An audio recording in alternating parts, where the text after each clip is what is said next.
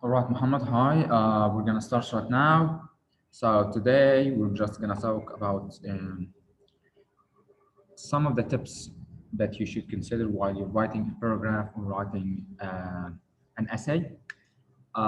This PDF is already uploaded to your LMS. You should already have it, and please print it. Make sure that you print all of my revision sheets. So let's start. All right. So what's a paragraph? A paragraph is a group of related sentences that discuss one and only one idea. You should not mention more than one idea in one paragraph. If you have more than one idea, you should discuss each of them separately in different paragraphs. In most writing cases that you will stumble upon in your life, you will be asked to write multi-paragraph essays, which means an essay that has more than one paragraph. But however, in certain cases, if you're maybe asked to write a summary or asked to write uh, uh, uh, a report on some of the data, maybe you're given like a chart or a table with data in it, and you are asked to summarize or write a summary or a brief of such data, you would have to write a single paragraph essay or one paragraph. So any good paragraph it has. Can you hear me? First of all, can you hear me? Are you sure that you hear me? I just like you to acknowledge the fact that you are Muhammad. If you don't want to use your microphone, you can use you can always use your chat box. Anyway, can you hear me, Muhammad? Hello. Anyway, any well-written paragraph, it has three elements. It has three elements. What are the three parts of a paragraph? If we look at this paragraph, goal, the one I'm presenting right now, it has three elements. First of all, it has a topic sentence. It has a topic sentence. Every paragraph, every well-written paragraph, it has three elements. The first of all is the topic sentence, the supporting sentences, and a concluding sentence. So let's take a look at the topic sentence. Let me get the annotator. Supposed to draw. I'm not sure how to write. Get yeah, just a second. Yeah, here is the the pencil comment pencil. So here is our topic sentence. Here is our topic sentence. The topic sentence is usually the first one, the first sentence in a paragraph. It says gold, a precious metal, is prized for two important characteristics. Every topic sentence, it must have a topic. That's the topic. Okay.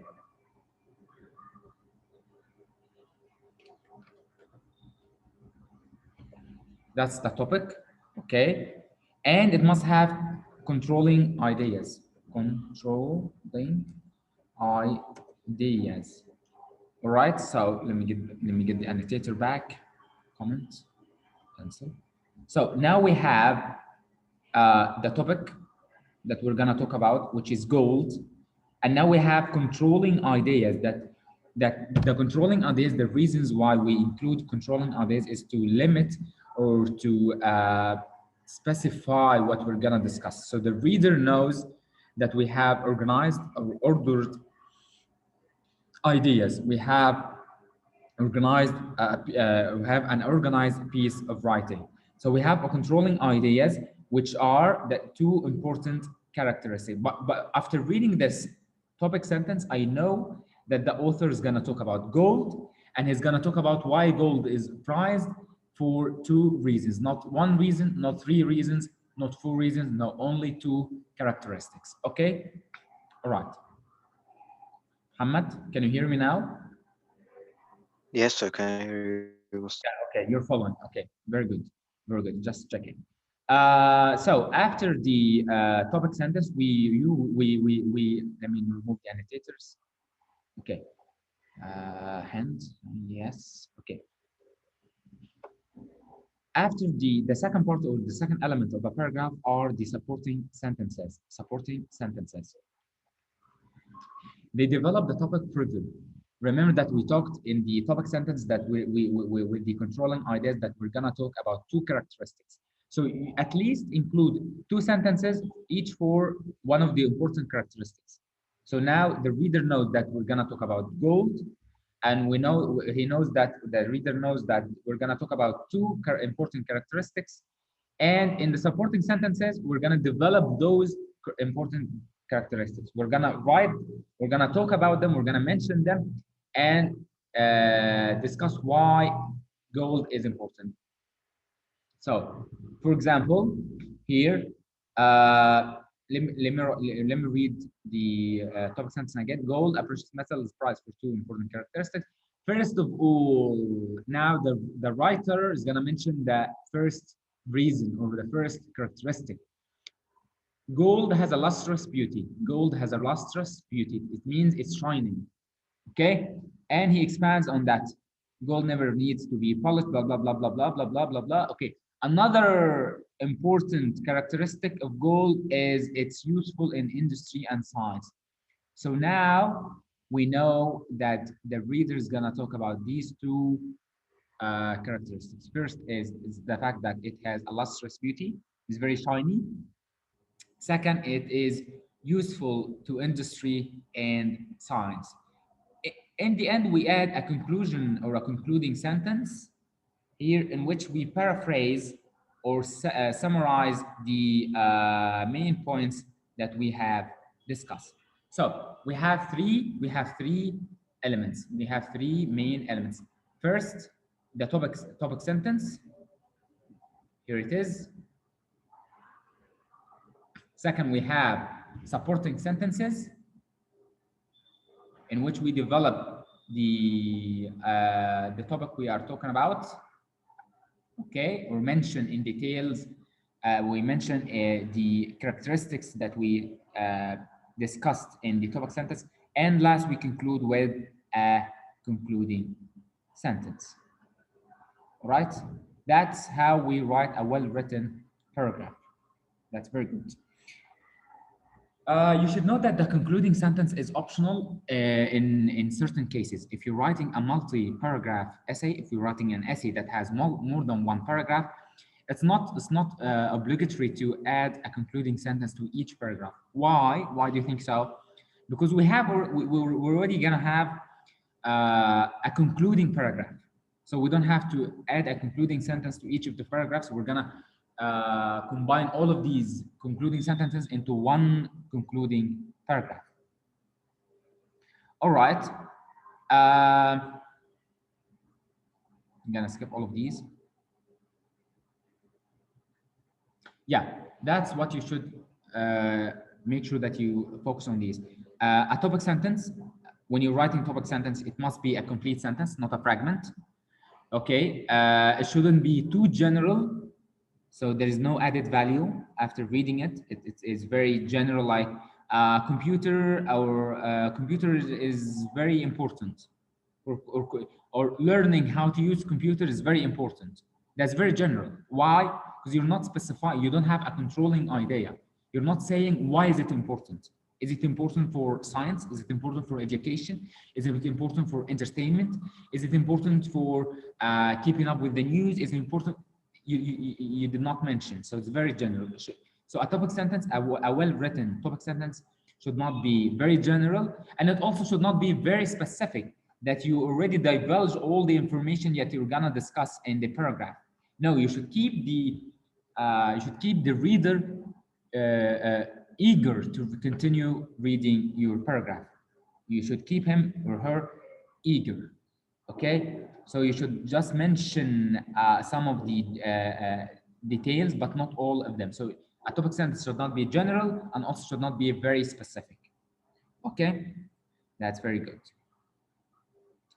And here we have in this box, or in this yellow box, we have some examples of very good signals that we can use to make our writing piece alive, to make them like you have the seasoning that you add to a dish. If you're a cook, if you're cooking a meal, you add some seasoning to make your dish more flavorful and delicious. And also they act like traffic signs. They show the reader that you're transitioning from one paragraph into the other, or from one idea to another smoothly and seamlessly.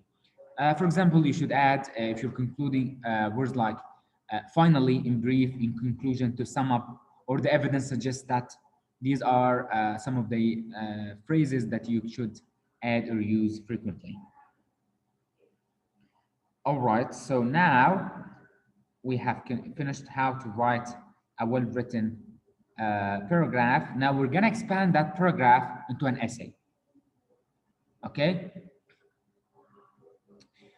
This is the layout of the paragraph that we have written. It has a topic sentence, it has supporting sentences, and it has concluding sentence. Now we're gonna take each of these sentences and expand them into a whole paragraph. So the topic sentence becomes an introductory paragraph.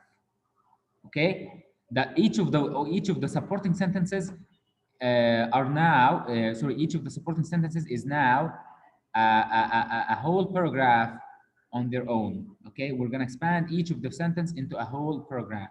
Okay, and the concluding sentence becomes a conclusion or a concluding paragraph. Okay, all right, so let's take a closer look at the introductory paragraph, or in the introduction.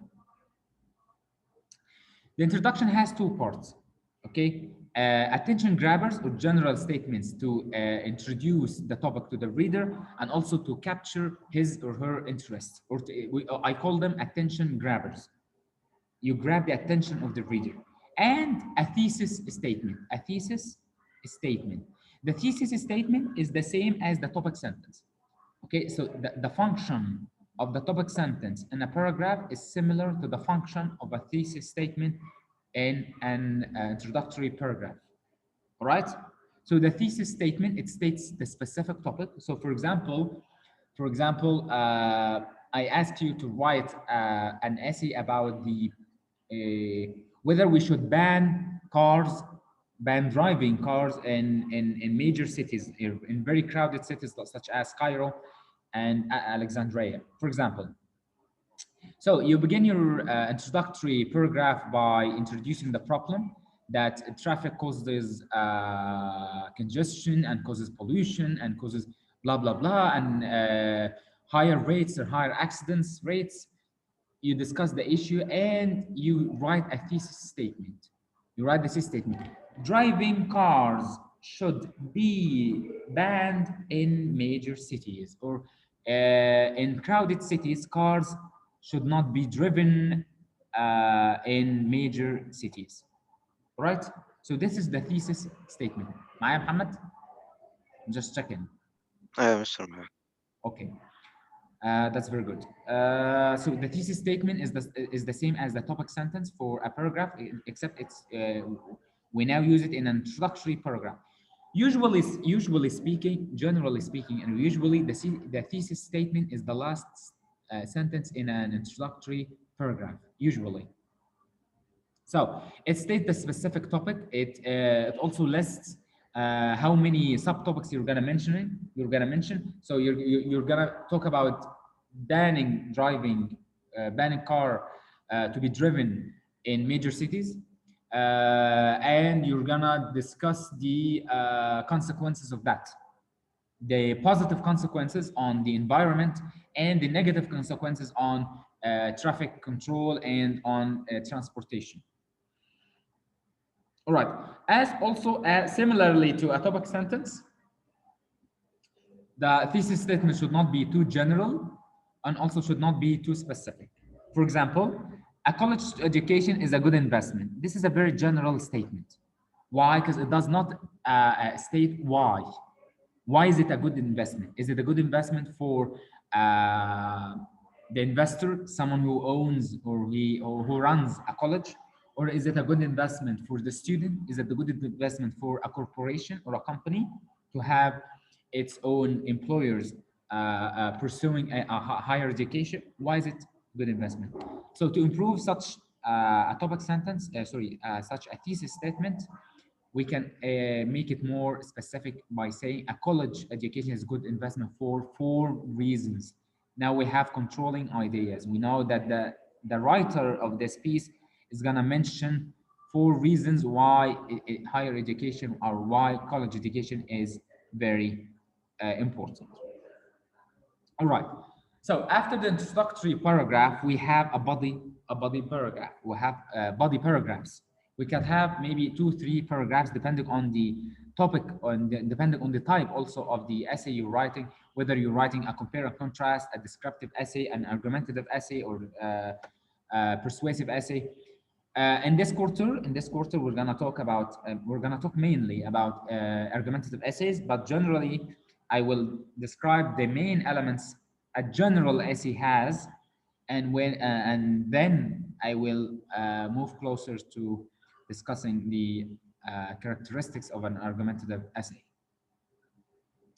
So in the body paragraphs, you discuss the topic further, you develop your ideas, you develop your arguments, you develop your reasons, or if you're writing a compare and contrast essay, you write the similar characteristics in the compare section and comparison section, and you discuss the different characteristics in the contrast section. After that, you have a concluding paragraph. What's the reason we have a concluding paragraph? To signal that you are finishing up your piece of writing, your essay, and also to remind the reader of the main topics that you have, or the main elements that you have discussed, or the main issues that you have discussed in the essay. So the conclusion, or the concluding paragraph, it signals the end of the essay, and also reminds the reader of your own main points. You either summarize your subtopics or you paraphrase your thesis statement. If you're a very skilled reader, you can also leave your reader with some final thoughts. You can ask the readers to ponder or reflect, or to criticize your piece of writing. So that's it. This is the main elements of writing an essay. We're gonna stop at here. Tomorrow we will start with the argumentative essays. We will discuss tomorrow the main elements of argumentative essay, and we will have writing task. Muhammad, will you be able to join us tomorrow in school? We're still. Are you gonna still I be? don't know. Don't. لسه مش عارف النهارده. No problem, no problem. Anyway, feel safe. Get well soon. Thank you, Muhammad, for joining Okay, me. thank you. That's it. You may rest now, and now that you may be sick. Thank you. Yes, thank you, Mr. Thank you, and have a nice day. Goodbye. Goodbye.